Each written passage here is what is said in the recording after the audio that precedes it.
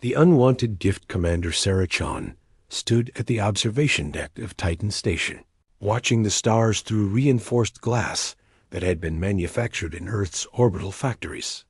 The metal beneath her boots was human steel, forged in the furnaces of Pittsburgh and hauled through space by ships her people had built with their own hands.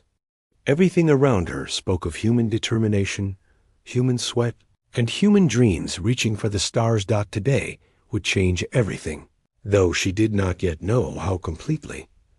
The message had arrived 3 months ago through official galactic trade consortium channels. After 40 years of applications, submissions, and endless bureaucratic reviews, humanity had finally been accepted as a junior member of the galactic community.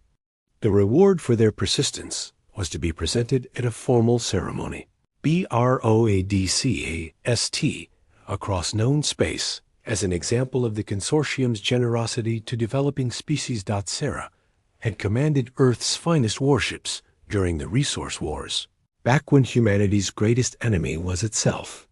She had seen men and women die defending mining colonies in the asteroid belt, had watched planets burn under nuclear fire, and had helped forge the peace that finally united Earth under one government.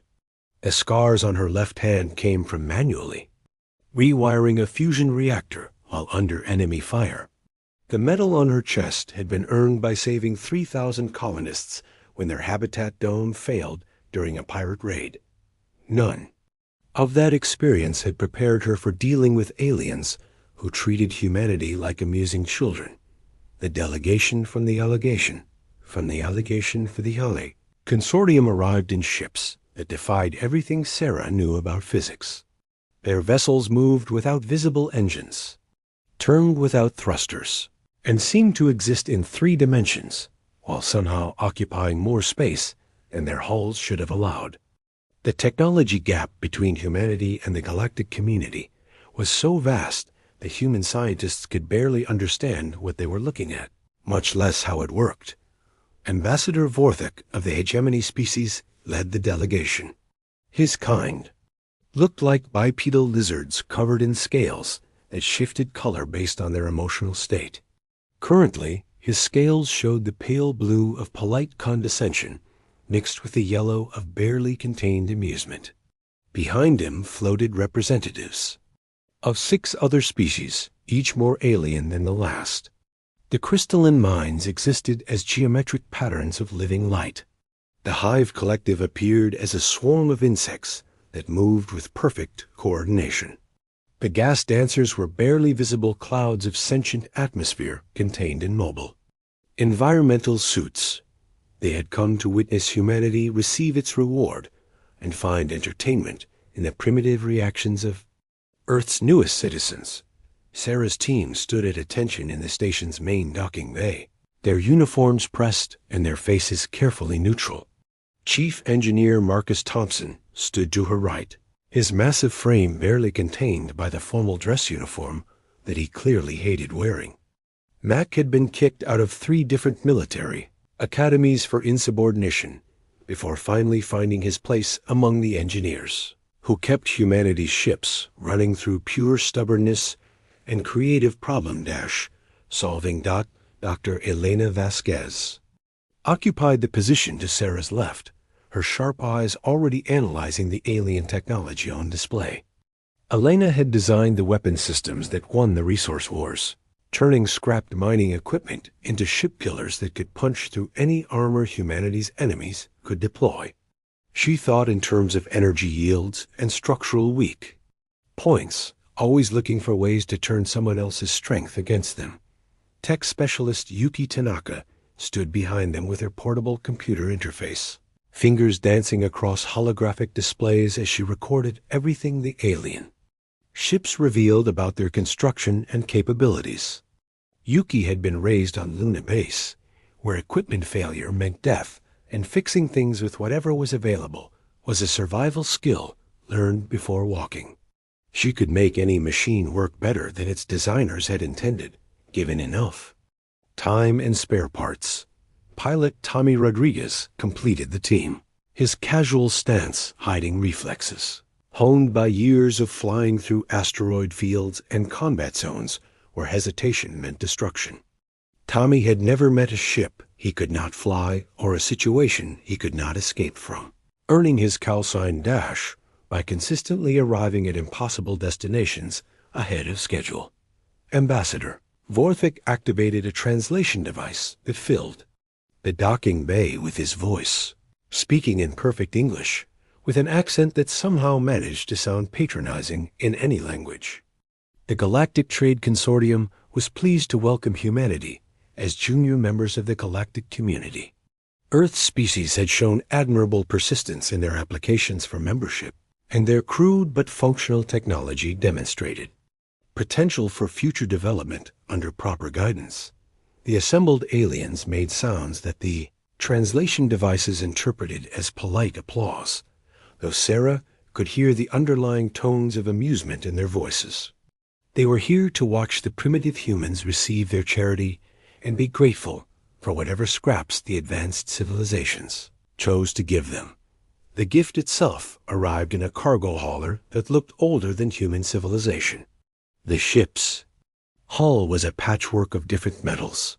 Some sections clearly added centuries apart, as repairs were made with whatever materials happened to be available. Sections of the vessel were scarred by meteor impacts, weapon strikes, and the general wear that came from spending decades hauling cargo between star systems that barely remembered its name. Vorthik's scales shifted to a brighter yellow as he gestured toward the ancient vessel. The consortium was proud to present humanity with the cargo hauler Stellar Wreck, a ship with over 300 years of faithful service in the Outer Rim territories.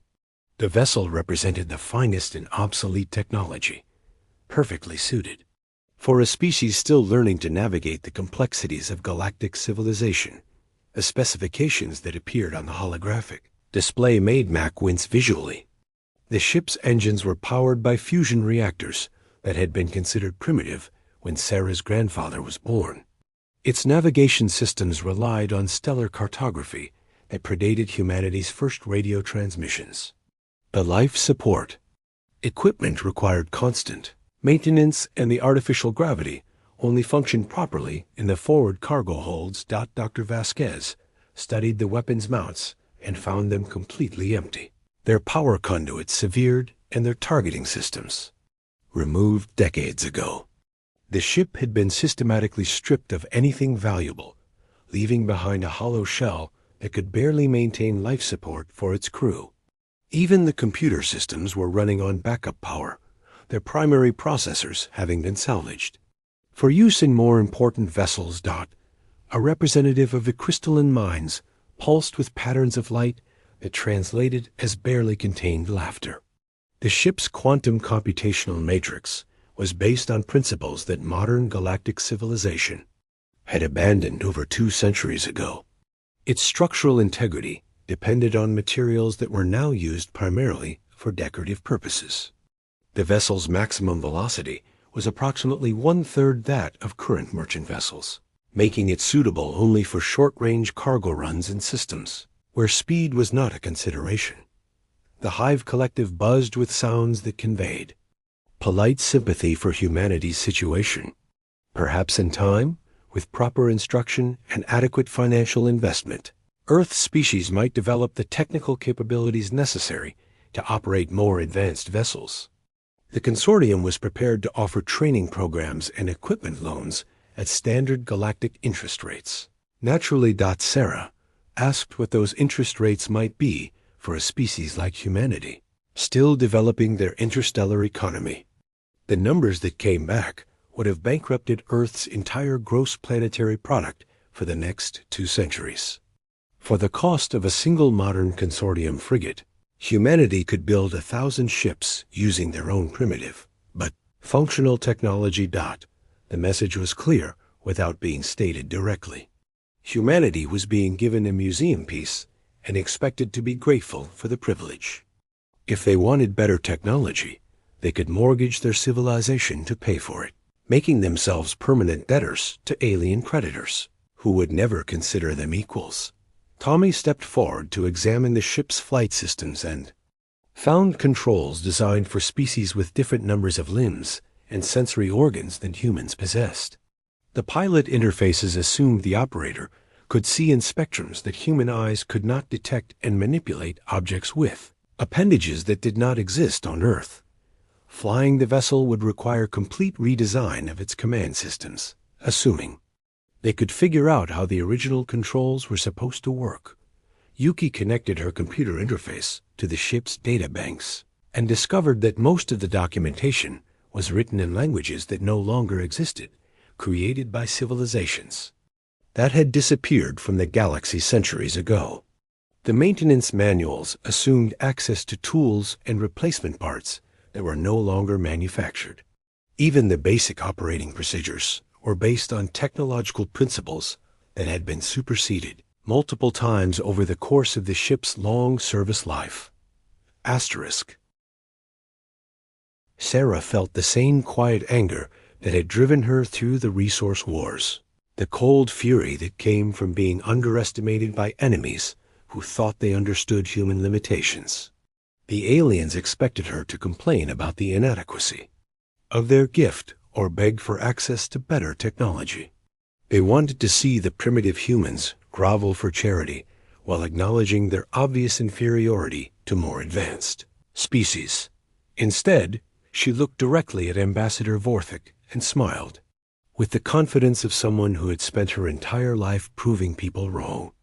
Humanity accepted the consortium's generous gift with gratitude and looked forward to demonstrating their appreciation through actions rather than words.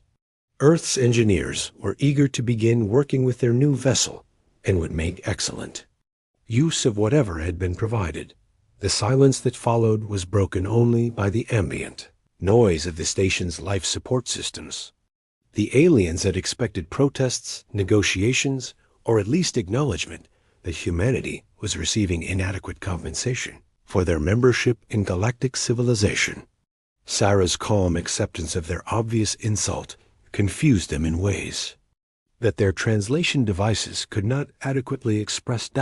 As the ceremony concluded, and the alien delegation prepared to depart, Sarah overheard Vorthik speaking to another ambassador in a language that his translation device did not render into English.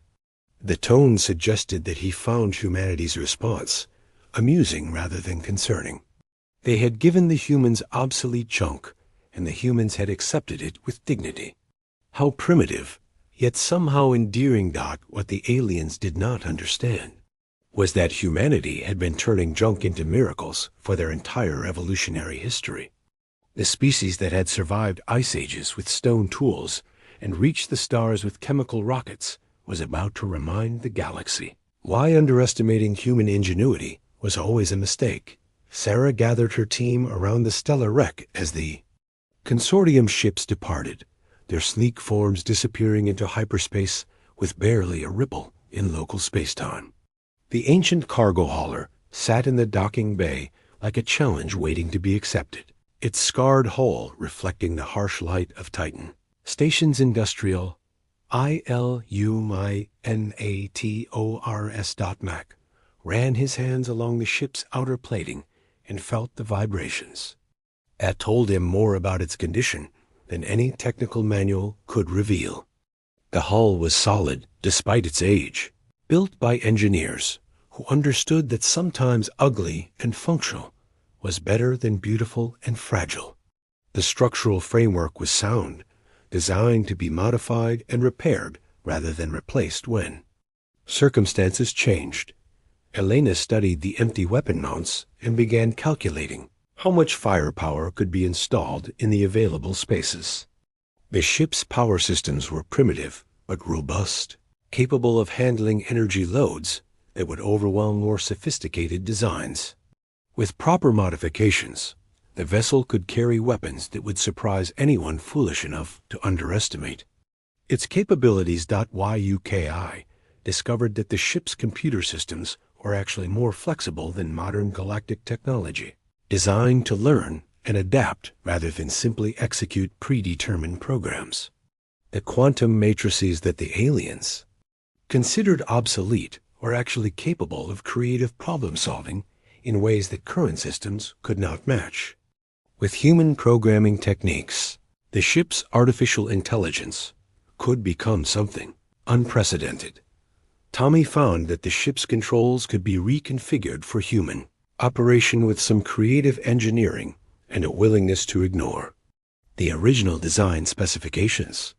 The vessel's engines were built for reliability rather than efficiency, capable of functioning under conditions that would disable more advanced propulsion systems. In the hands of a pilot who understood improvisation, the ship could do things that its creators had never intended. Sarah looked at her team and saw the same expression on every face that she felt in her own heart. The aliens had given them a challenge disguised as charity, expecting them to fail gracefully and accept their place as junior members of galactic civilization. Instead, humanity was about to turn their cast-off junk into something that would change the balance of power among the stars. The transformation of the stellar wreck began immediately, driven by human determination and fueled by the desire to prove that Earth's children belonged among the stars not as beggars, but as equals. The transformation and triumphed 6 months after receiving their gift from the Galactic Trade Consortium. The ship that had been known as the stellar wreck no longer existed. In its place sat something that belonged in no military manual ever written by any species in known space. Commander Sarah Chun stood in the vessel's redesigned command center, surrounded by systems that combined human ingenuity with alien technology in ways that should have been impossible. The transformation had begun with Matt Thompson's discovery that the ship's modular construction was actually more advanced than anything in the current galactic fleet. The aliens saw primitive patchwork where human engineers recognized adaptive design. Every major component could be disconnected, modified, and reinstalled in different configurations depending on mission requirements. The hull itself was built like a 3-dimensional puzzle that could be reconfigured to create different vessel types. Elena Vasquez had installed weapon systems that violated every principle of civilized warfare. The empty weapon mounts now held magnetic railguns that used controlled fusion reactions to accelerate projectiles to speeds that conventional shields could not stop. Missile launchers were loaded with warheads that could change direction mid-flight, using guidance systems that operated on human intuition rather than predictable algorithms. Energy weapons drew power directly from the ship's fusion reactors, creating beams that grew stronger the longer they fired instead of weaker. Yuki Tanaka had transformed the ship's primitive computer systems into something that thought like a human instead of a machine. The quantum cores were networked with human-designed processors that could make decisions based on incomplete information and act on hunches that had no logical foundation. The artificial intelligence was programmed with human military history, focusing on battles won by commanders who had succeeded through unconventional tactics and creative thinking. Tommy Rodriguez had redesigned the ship's flight controls using principles that ignored galactic engineering standards completely. The navigation systems could plot courses that took advantage of gravitational anomalies and stellar phenomena that other species considered too dangerous to approach. The engines were modified to run beyond their rated capacity, generating thrust levels that should have torn the ship apart, but somehow held together through human understanding of mechanical stress and structural dynamics. The crew had renamed their vessel Human Pride, and every system aboard reflected the species that had built it. The hull armor was a patchwork of different materials that told the story of human technological development. Steel from Earth's first spacecraft, titanium from Luna-based construction projects, carbon composites from the resource wars, all welded together in patterns that followed no standard design philosophy, but somehow created protection that was stronger than the sum of its parts. The ship looked nothing like the sleek vessels that filled galactic fleets. It was ugly and asymmetrical, and completely unlike anything that civilized species would consider building. But it was uniquely human in ways that would soon matter very much indeed. The first test of their modifications came when distress signals began arriving from the Outer Rim territories. Ships were disappearing along trade routes that had been safe for centuries, their crews vanishing without sending emergency transmissions. The few survivors who escaped described attackers that seemed to learn from every tactic used against them, growing stronger with each victory and adapting to every weapon fired in their direction. The Void Hunters had arrived in civilized space, like a plague of mechanical evolution. No one knew where they came from or what they wanted beyond the obvious hunger for ships, technology, and the knowledge contained in the minds of their victims. Their vessels were dark constructs that seemed to absorb light and sensor scans, revealing nothing about their construction or capabilities until it was too late to matter. Admiral Zephyr of the Consortium Defense Fleet led the first official response with a task force of 20 dreadnoughts, the most advanced warships that galactic civilization had ever produced. Each ship carried weapons that could crack moons and shields that had never been penetrated by enemy fire. The crews were trained professionals who had studied warfare at the galaxy's finest military academies, their tactics representing thousands of years of accumulated strategic knowledge. The battle lasted 8 hours and ended with the complete destruction of the Consortium task force. The Void Hunters did not fight like any enemy the galaxy had faced before. They analyzed each attack, adapted to every strategy, and grew stronger by absorbing the technology of defeated vessels. The dreadnoughts' advanced weapons were turned against them as the mechanical invaders learned to copy Consortium systems in real time. Sarah watched the battle recordings with her crew in the Human Pride's command center, studying an enemy that had just destroyed the galaxy's most powerful military force. The Void Hunters moved like liquid shadow, their ships changing shape and configuration as they fought. They seemed to exist in multiple dimensions simultaneously, making them nearly impossible to target with conventional weapons. More disturbing was their apparent ability to learn from every encounter. Weapons that worked in the first minutes of battle became useless as the Void Hunters adapted their defenses. Tactics that had proven successful for millennia were countered almost before they could be implemented. The enemy was evolving faster than organic minds could think, becoming stronger with each ship they consumed. When the Consortium Council met in emergency session, humanity was not invited to participate. Earth's primitive technology and limited military experience made their input irrelevant to discussions about galactic defense.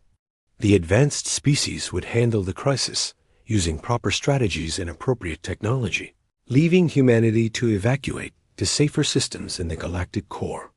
Sarah made a decision that would change the course of galactic history. She filed a flight plan for the Outer Rim territories and launched the Human Pride without authorization from any galactic authority. The ship's modified systems allowed it to travel faster than Consortium vessels, despite using supposedly primitive technology, reaching the combat zone while the aliens were still debating strategy in committee meetings.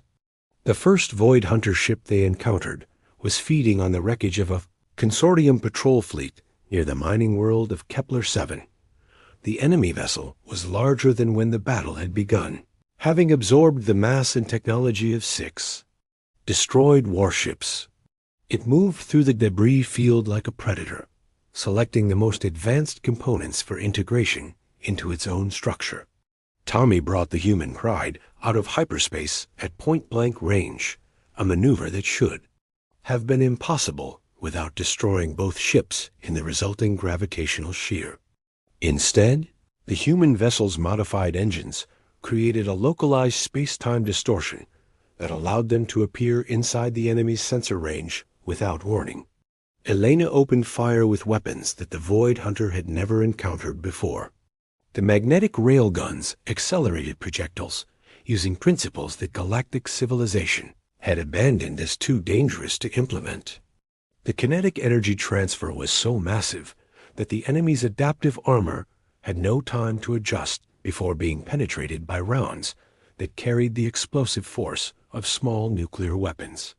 The Void Hunter responded by analyzing the attack and beginning to adapt its defenses, just as it had done against every previous enemy.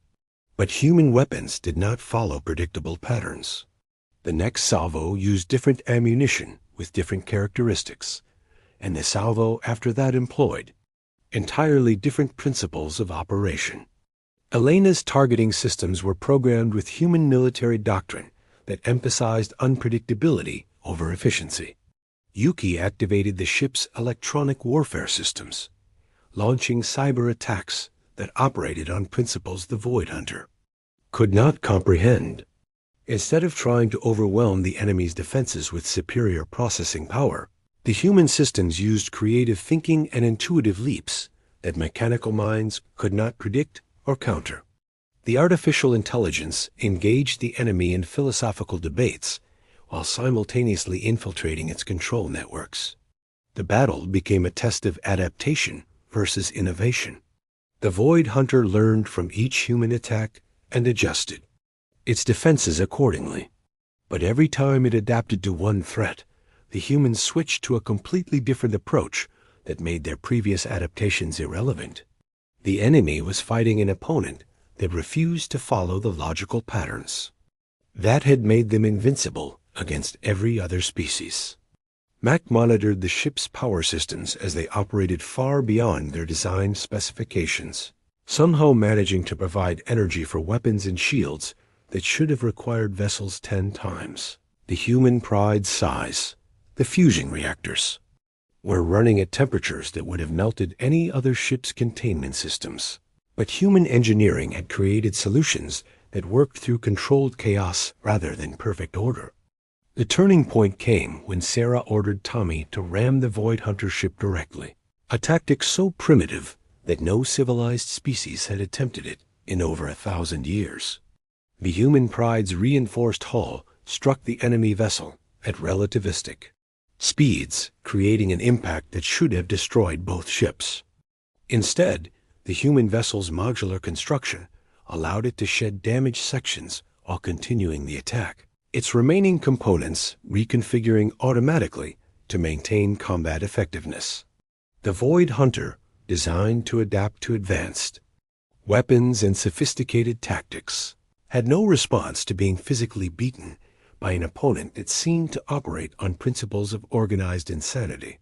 Its adaptive systems could not comprehend an enemy that deliberately chose inferior solutions because they were unexpected. The enemy ship began to collapse as its absorbed technologies proved incompatible with the damage patterns inflicted by human weapons.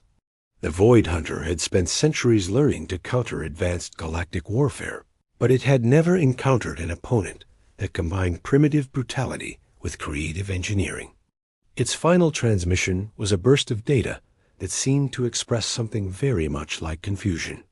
The victory sent shockwaves through galactic civilization. Humanity's primitive ship had succeeded where the consortium's finest vessels had failed, defeating an enemy that had seemed invincible through the simple expedient of refusing to fight according to established rules. The human pride had survived the encounter with battle damage that would have crippled any other vessel, but its crew was already planning modifications that would make it even more effective in future engagements. Ambassador Vorthik arrived at Kepler 7 aboard the fastest ship in the consortium fleet, his scales showing colors that had never been recorded in his species' emotional spectrum. The same humans who had gracefully accepted obsolete junk as payment for galactic membership had just accomplished what the galaxy's most advanced militaries could not achieve. Sarah met the alien delegation in the human pride's damaged but functional docking bay, surrounded by her crew and the evidence of their unconventional victory. Mac was already installing salvaged Void Hunter technology into their ship systems, combining it with human engineering in ways that would have horrified any proper galactic engineer. Elena was designing new weapons based on captured enemy data, creating hybrid systems that operated on principles no other species had considered. The conversation that followed was brief and to the point. The Galactic Trade Consortium was prepared to offer humanity full membership with all associated rights and privileges. Earth's military forces would be welcome to participate in galactic defense operations, and human technology would receive the recognition it deserved. The primitive species that had been dismissed as amusing children had just proven themselves to be the galaxy's most effective warriors. Sarah accepted the offer with the same calm dignity she had shown when receiving their original gift. Humanity would be pleased to contribute to galactic security using whatever methods proved most effective. The species that had turned junk into the deadliest ship in known space was ready to take its place among the stars as equals, not as charity cases or junior partners. The human pride became the first ship in what would eventually become humanity's galactic fleet, vessels that combined alien technology with human innovation in ways that consistently surprised their enemies and allies alike. A transformation of obsolete junk into a war machine that could defeat the galaxy's greatest threats became the template for human expansion among the stars. The aliens had given humanity garbage and expected gratitude. Instead, they had created the most dangerous military force in galactic history, commanded by a species that specialized in turning other people's discards into miracles. The lesson would be remembered for generations to come. Never underestimate humans, especially when they have something to prove. Asterisk.